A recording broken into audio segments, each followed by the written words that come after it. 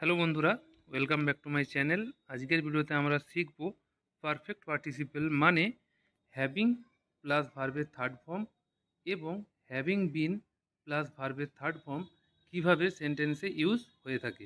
এখানে দেখো দুটো সেন্টেন্স দেওয়া আছে। প্রথম এক্সাম্পলটা দেওয়া আছে, দেখো, having insulted I went from there, মানে অপমানিত করে আমি সেখান থেকে চলে গিয়েছিলাম। এবং দ্বিতীয় সেন্টেন্সটি দেখো, having been insulted I went from there, এর বাংলা মানে হচ্ছে কি না, অপমানিত হয়ে আমি সেখান থেকে চলে গিয়েছিলাম। তাহলে আমরা কখন হ্যাভিংয়ের পর ভার্বের থার্ড ফর্ম ইউজ করব এবং কখন হ্যাভিং বিনের সঙ্গে ভার্বের থার্ড ফর্ম ইউজ করব, এটিকে জানবার জন্য ভিডিওটা তোমরা শেষ পর্যন্ত দেখতে থাকো, তাহলে আশা করি তোমরা বুঝতে পারবে। তাহলে প্রথমে আমরা পার্টিসিপেলের ব্যাপারে সংক্ষেপে জেনে নিই যে পার্টিসিপেলটা অ্যাকচুয়ালি কী। দেখো, পার্টিসিপেল কিন্তু তিন প্রকার। এক হচ্ছে কি প্রেজেন্ট পার্টিসিপেল, দ্বিতীয় হচ্ছে কি পাস্ট পার্টিসিপেল এবং তিন নম্বর কি পারফেক্ট পার্টিসিপেল। তাহলে প্রেজেন্ট পার্টিসিপেলটা কি না, প্রেজেন্ট পার্টিসিপেল বলতে আমরা সেটাকে বুঝি যখন ভার্বের সঙ্গে আইএনজি থাকে, সেটাকে আমরা বলবো কি প্রেজেন্ট পার্টিসিপেল। ভার্বের থার্ড ফর্মকে আমরা বলবো পাস্ট পার্টিসিপেল এবং হ্যাভিংয়ের সঙ্গে যদি ভার্বের থার্ড ফর্ম থাকে সেটিকে আমরা বলবো কি পারফেক্ট পার্টিসিপেল। তো আজকের ভিডিওতে আমরা এই পারফেক্ট পার্টিসিপেল মানে হ্যাভিং প্লাস ভার্বের থার্ড ফর্ম কীভাবে সেন্টেন্সে ইউজ হয় সেটা শিখব। এবার আমরা উদাহরণের মাধ্যমে এটিকে বোঝার চেষ্টা করি। তাহলে প্রথমে আমি দেখে নেব যে পারফেক্ট পার্টিসিপেলকে আমরা ইউজ কখন করব। দেখো, পারফেক্ট পার্টিসিপেল মানে হ্যাভিং প্লাস ভার্বের থার্ড ফর্ম শুধুমাত্র আমরা অ্যাডভান্স ইংলিশ স্ট্রাকচার তৈরি করার জন্য ব্যবহার করে থাকি। মানে দুটো সেন্টেন্সকে যখন আমরা একটি মাত্র সেন্টেন্সের মাধ্যমে বলতে চাইব তখন আমরা এই পারফেক্ট পার্টিসিপেলকে ইউজ করে থাকি। এখানে উদাহরণটা দিয়েছি, লক্ষ্য করো। যেমন কি আই রিচড হোম, মানে আমি বাড়ি পৌঁছেছিলাম, এটা হচ্ছে পাস্টের একটি টেন্স, এটা হচ্ছে একটি পাস্টের সেন্টেন্স। এবং দ্বিতীয় সেন্টেন্সটা দেখো, দেন তারপর আই কল্ড হিম, মানে আমি তাকে কল করেছিলাম। ঠিক আছে, এই দুটো সেন্টেন্সকে যদি এবার আমি একটি সেন্টেন্স দিয়ে বলতে চাই তখন আমরা এই হ্যাভিং প্লাস ভার্বের সঙ্গে থার্ড ফর্ম মানে পারফেক্ট পার্টিসিপেল ইউজ করে বলতে পারি। কীভাবে বলতে পারি না, হ্যাভিং রিচড হোম মানে বাড়িতে পৌঁছে আই কল্ড হিম, আমি তাকে কল করেছিলাম।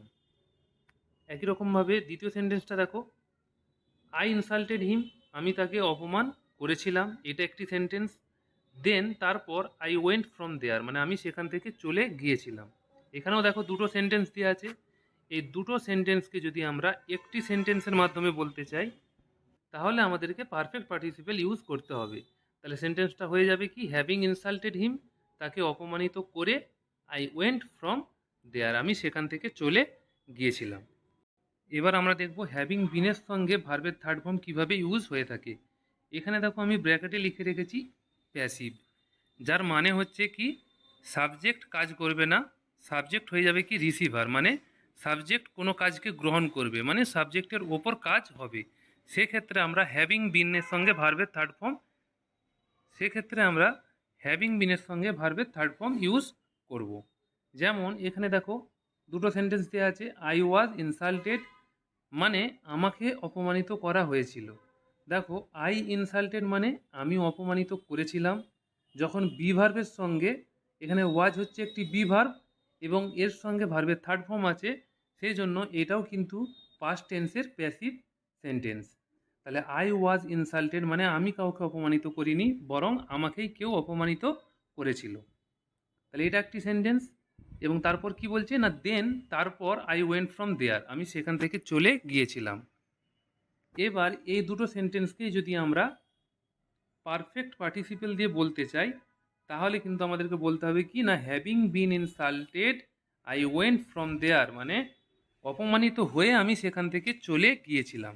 তাহলে দেখো, এখানে কিন্তু আমি অপমান নিজে কাউকে করিনি, বরং আমি নিজে অপমানিত হয়েছি কারোর দ্বারা। সেই জন্য আমরা এখানে হ্যাভিংয়ের সঙ্গে বিন তারপরে ভার্বের থার্ড ফর্ম ইউজ করেছি। আশা করি তোমরা হ্যাভিং বিন প্লাস ভার্বের থার্ড ফর্ম এবং হ্যাভিং প্লাস ভার্বের থার্ড ফর্মের মধ্যে পার্থক্যটা বুঝতে পারছো।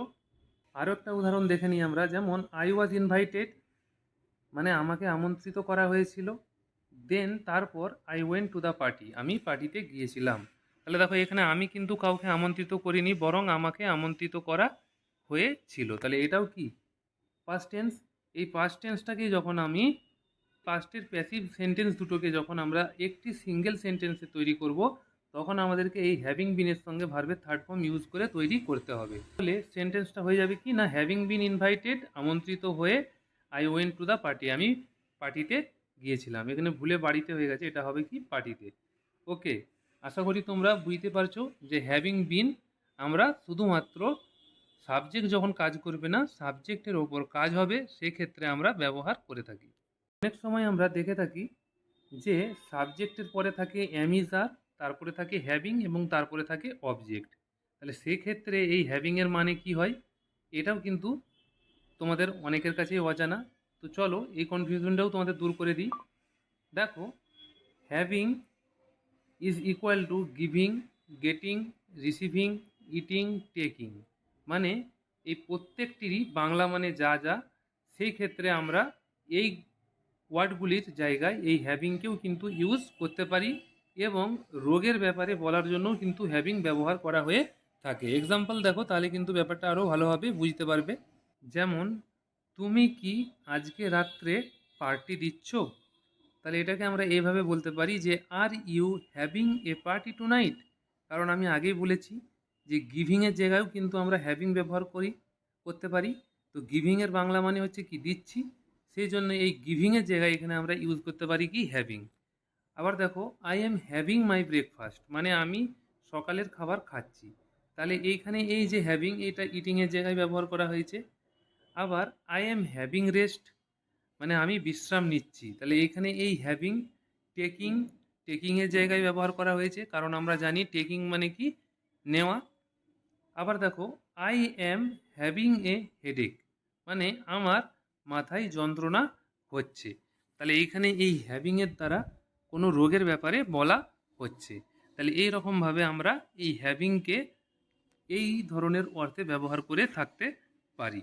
যেমন, আমার কাছে একটি পেন আছে, আই হ্যাভ এ পেন না বলে অনেকেই কিন্তু I am having a pen বলে থাকে। এখানে এই যে সেন্টেন্স, এই সেন্টেন্সটা কিন্তু ভুল। কারণ একটা কথা তোমাদের মনে রাখতে হবে, পজিশনের ক্ষেত্রে মানে কারোর অধিকারে কোনো কিছু আছে, সেক্ষেত্রে কিন্তু আমরা হ্যাভিংকে ইউজ করতে পারি না। কারোর কাছে কোনো কিছু আছে অর্থে আমরা শুধুমাত্র হ্যাভ বা হ্যাজকে ইউজ করে থাকি। সেখানে কিন্তু যদি আমরা হ্যাভিং ইউজ করি, তাহলে কিন্তু সেন্টেন্সটা ভুল হয়ে যাবে। কনসেপ্টটা, আশা করি হ্যাভিংয়ের কনসেপ্টটা তোমাদের ক্লিয়ার হয়েছে। যদি তোমরা বুঝে থাকো আর ভিডিওটা যদি তোমাদের ভালো লেগে থাকে, অবশ্যই কিন্তু চ্যানেলকে সাবস্ক্রাইব করে ভিডিওটাকে বন্ধুদের সঙ্গে শেয়ার করে চ্যানেলের সঙ্গে লেগে থেকো। আমি thank you for watching this video.